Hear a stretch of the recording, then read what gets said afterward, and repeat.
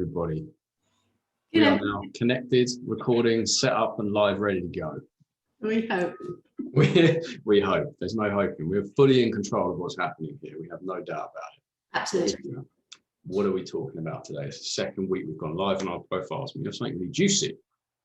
Over to you to introduce it. Yeah, we are. So we've had a question this week, and someone has asked, when a client says, I want to work with you in the conversation, and someone says, I want to work with you, sometimes we're not expecting it. And so they've gone into panic mode. So how do we get out of panic mode and more into leadership when we're in that position? So how are we bringing in more of our leadership in the one-on-one conversation, essentially, is what's been asked. Yeah. So it's really funny, isn't it? Like this, we're always like, we want a yes, we want someone to say, how do we work together? And then when it happens, it's like, what do I do? yeah. And we can go into our heads about it and take it really personally and make it mean a lot, and make it mean something that it doesn't need to mean. So what coaches can do, and we've probably both done this and we've experienced this with the coaches that we work with, is we just want to escape from there as quick as possible. So it's like, we get asked the question, how do we work together? And we go, you know what, I'll email you. I'll email you how we would work together. I'll email you the proposal. Or the client asks, like, can you send me something in writing? And we go, yep, I'll get it all in writing. And we're just escaping, just avoiding having a proposal conversation, sharing our fee, sharing how it might look to work together, sharing any, like we're escaping the option of them then saying, oh, actually, like that's too high a fee, or I'm not sure that, that feels good for me right now. I want to think about it. Yeah. So what do you want to say, Sam? Like how do you want to answer the question? When someone says, how do we work together? What would your advice be? Basically, what I'll do is I'll send them options to pay and say we don't speak again until you pay, and that's it, game over. No, I think this. Do you know what? This is a really great question, and what I really want to say to people is that this is a muscle to really develop and learn. Like, so what we don't want is for people to listen to this thinking, oh, I do that, and then give themselves a hard time for it. Like, this is something to develop, and it's a really great opportunity to step into our leadership as a coach. One of our favorite sayings is slow down. Like, slow down with this. And we're going to talk to that a little bit. What I really want to say is, and this is a personal thing, and something that we have witnessed in our school with our students doing, which is perfectly okay. If anything, it's a necessary part of development, is really seeing the difference between interested and committed. So when someone says, I really want to work with you, straight away we're like, oh, they're committed, let's go, let's get them signed up. Or if we've got money stories or not necessarily a comfortable relationship with talking about money, what do what you said, say, I'll send you the details and you can let me know. And it's like, that's basically like saying, yeah, I'm not bothered.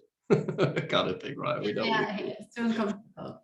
Exactly that. So first thing I want to say is make sure that you have space. If someone says, how do we make this work? You can step into leadership, give yourself some space. Okay, I hear you. I hear that you want to work with me. I want to be testing that. I want to be understanding more about what it is that they want from working with me, what it is that they think they're going to get, what it is that we really want to create together. And I want to be really looking to that. Are they just interested, or are they really committed to what it is that they want to create? And the thing is with that, and just that slowing down bit and having space, because we don't have to do everything in that conversation. It might be, right, great. So there's like 5-10 minutes towards the end of the conversation, right? Someone says, yeah, let's do this. It's like, whoa, okay, cram it all in. We have many options. We can do that, but in my experience, it's better to say to somebody, okay, how much time do you have right now? Are you able to go over our session time to talk about this? I've got another 15-20 minutes. Can you do that? And if not, find another time. Find another time. And that gives you the opportunity to really test out whether somebody is actually committed to what they want or not.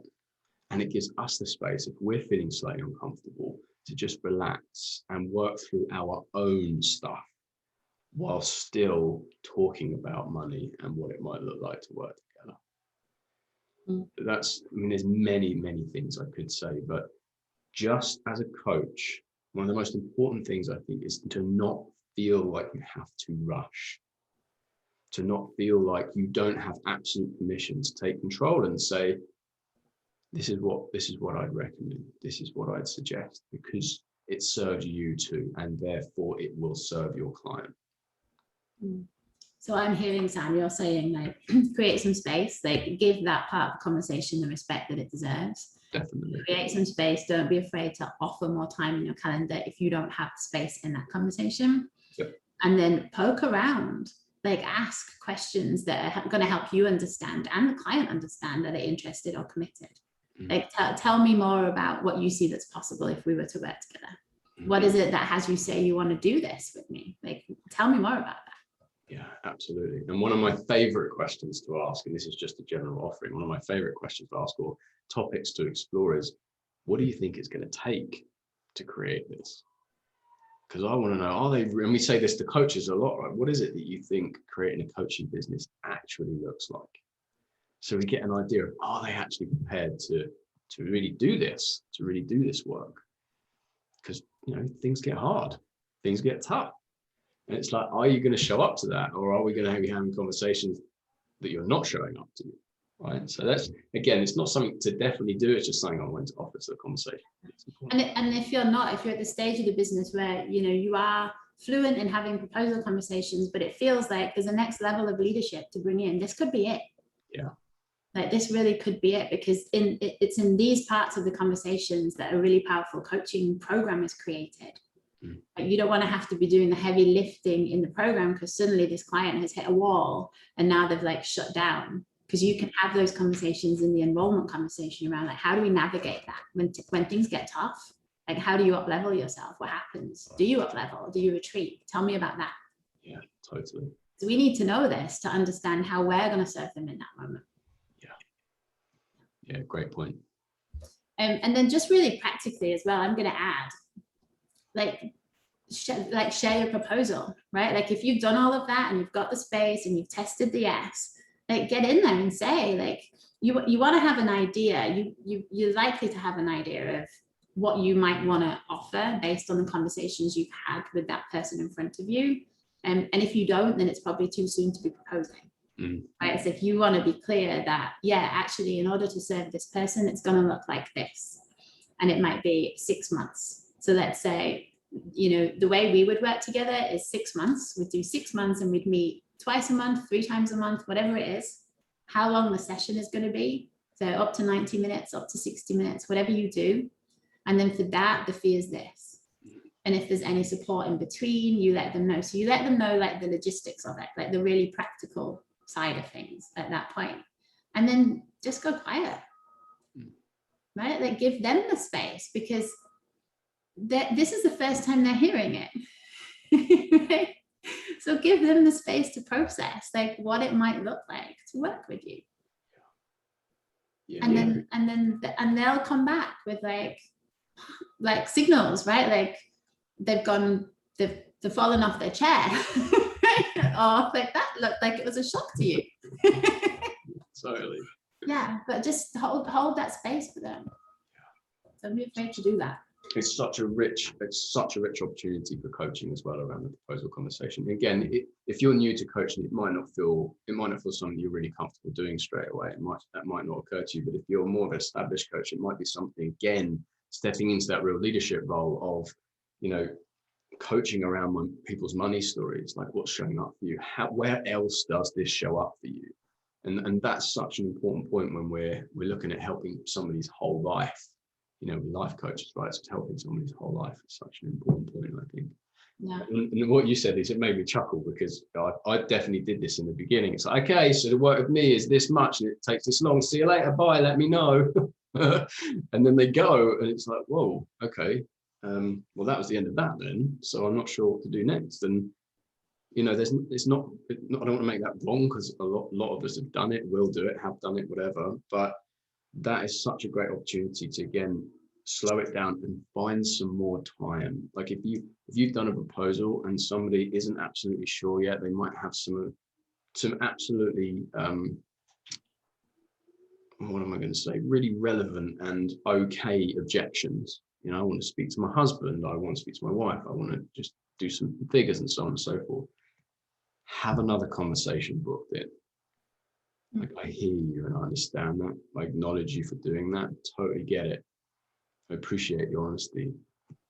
Let's find some more time to talk, to slow this down and go back into this together. How does that sound? Totally okay if not, but that's what I might suggest. And so we're kind of leading the client. And again, that's something that beginner or experienced coaches might want to consider more of. Yeah, because that follow-up conversation, if someone's not sure, like that follow-up conversation, really, it's there to in service to the client, right? So it's like, go away, process it. I don't want you to make an investment that you've got a question mark over. So go away and you have a think, and then come back and we'll explore it. Yeah. And it might be you have questions, or it might be that you want coaching on like something raises itself, and it's like an opportunity to be like, do you want to explore that a little bit? And we're going to coach again in this session. So yeah, that follow-up conversation can be so helpful for the client.